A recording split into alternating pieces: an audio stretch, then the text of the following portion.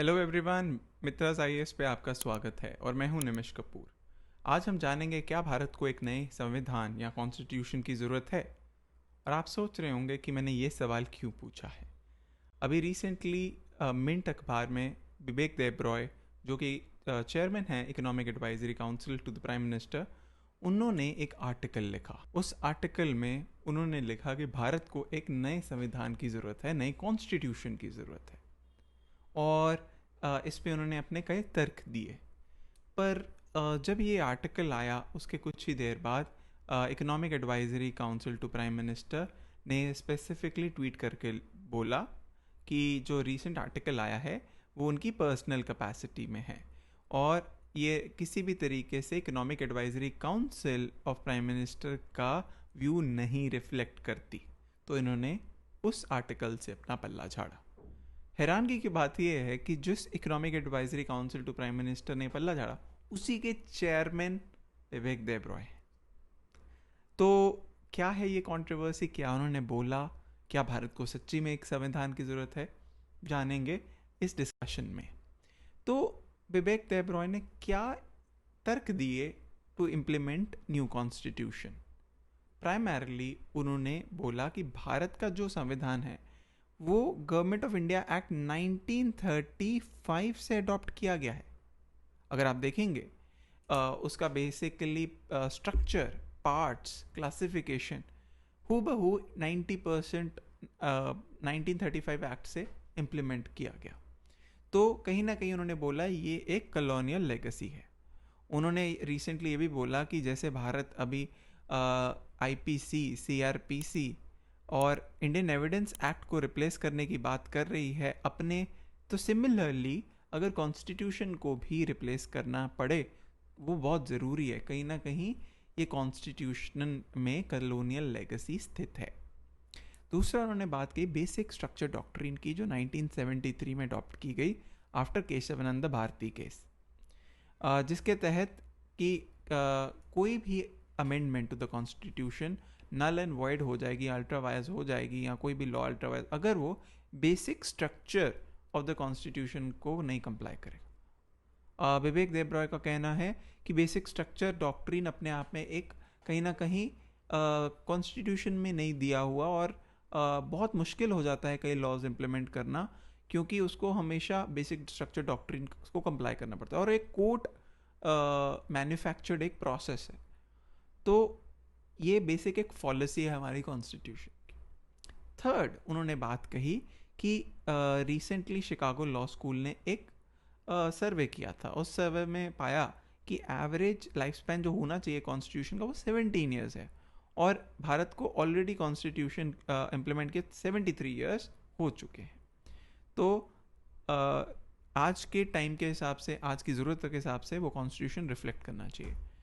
छोटी छोटी और भी उन्होंने बातें कही, जैसे डीपीएसपी में जो लिस्ट है वो एग्जॉस्टिव नहीं है और ना कभी हो सकती, क्योंकि अनटिल अनलेस हम नए विजन नहीं सेट करेंगे कॉन्स्टिट्यूशन में तो डीपीएसपी का फ़ायदा ही क्या।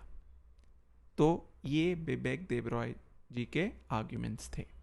Economic advisory council of prime minister ने फिर इससे क्यों पल्ला झाड़ा या क्यों डिस्टेंस किया।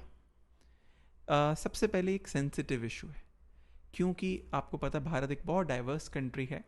अलग अलग जातियाँ, धर्म, हर एक के लिए कंसर्न्स इस कॉन्स्टिट्यूशन में उनके ऊपर लॉज बनाए गए हैं, ओवर द टाइम अमेंडमेंट्स की गई हैं। बट एक नया कॉन्स्टिट्यूशन लाना एक बहुत ही बड़ा चैलेंज है इतनी डाइवर्स कंट्री के लिए, और हर एक के कंसर्न्स को रिफ्लेक्ट करना राइटली इन द कॉन्स्टिट्यूशन वो भी एक बहुत सेंसिटिव मैटर है, राइट। तो इसीलिए ये एक बहुत सेंसिटिव इशू है। सेकेंडली उन्होंने बोला कि ये कहीं ना कहीं ये जो भी राय दी गई है उनकी तरफ से उन्होंने अपनी पर्सनल कैपेसिटी पे दी है, ना कि as a chairman of the economic advisory council to the prime minister.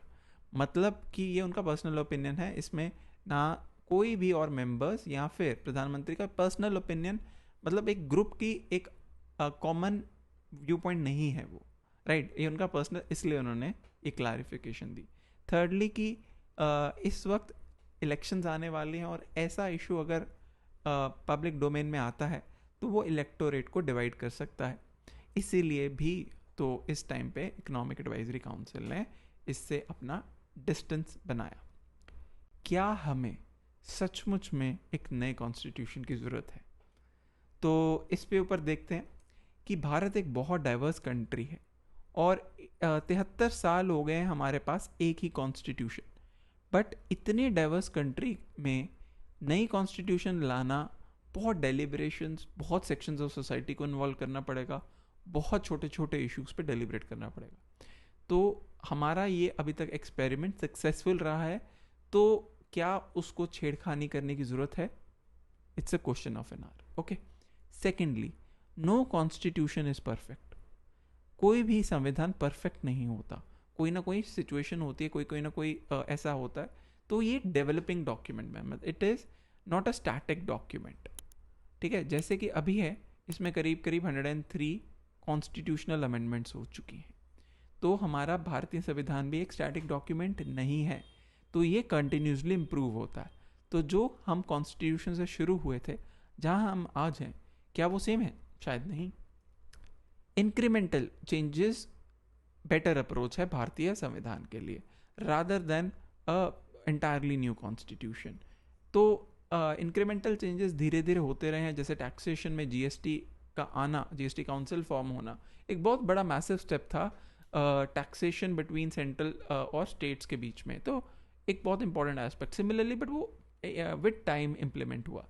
तो इंक्रीमेंटल चेंजेस एक बेटर अप्रोच है as of now. Fourthly, making new constitution in nearby countries unsuccessful. सबसे बड़ा एग्जाम्पल जहाँ भी देखा जाए, हमारे neighbouring countries Nepal, Pakistan, Sri Lanka, right, जहाँ जहाँ नई कॉन्स्टिट्यूशंस इम्प्लीमेंट हुई, वहाँ वहाँ नेशंस डिस्टेबलाइज हुए। जब मोनार्की ख़त्म की गई नेपाल में, तो नई कॉन्स्टिट्यूशन आई, तब से नेपाल एक इकोनॉमिक पॉलिटिकल क्राइसिस से जूझ रहा है। पाकिस्तान में जब भी तख्ता पलट हुई और उनके जो जनरल्स ने नई कॉन्स्टिट्यूशन लाने की कोशिश की, उनका देश और इंस्टेबिलिटी से दौर से गुजरता रहा। श्रीलंका में भी तमिल के कंसर्न्स नहीं इम्प्लीमेंट करने, इवन दो वो कॉन्स्टिट्यूशन में दिया 13th अमेंडमेंट को नहीं लाया गया। तो बेसिकली देखा जाए, ज़रूरी नहीं है कि एक नई कॉन्स्टिट्यूशन एक बेटर देश पैदा करेगी। ये तो हुई सिर्फ नेबरहुड की बात। अब फॉर एग्जांपल यूएस कॉन्स्टिट्यूशन एक ओल्डेस्ट कॉन्स्टिट्यूशन रिटन डॉक्यूमेंट है, तो फिर भी वो 1786 से हमारे is a very successful constitution और डेमोक्रेसी के रूप में बढ़ रही। तो हम ये नहीं कह सकते कि जो है हमें बिल्कुल ज़रूरत है। ये आर्ग्यूमेंट्स हैं कि do we really need the constitution और नॉट। तो अब आते हैं क्वेश्चन ऑफ द डे पर, do you think there is a need for new constitution? वही बात मैंने अपने तरीके से कही। आप अगर आपके पास और आर्ग्यूमेंट्स हैं, कमेंट्स में लिखिए और उस पर हम चर्चा करेंगे। बट आज के लिए इतना ही। मित्राज आईएएस से जुड़ने के लिए thank you so much, and for more such videos please subscribe to Mitra's IAS and keep watching. Thank you so much.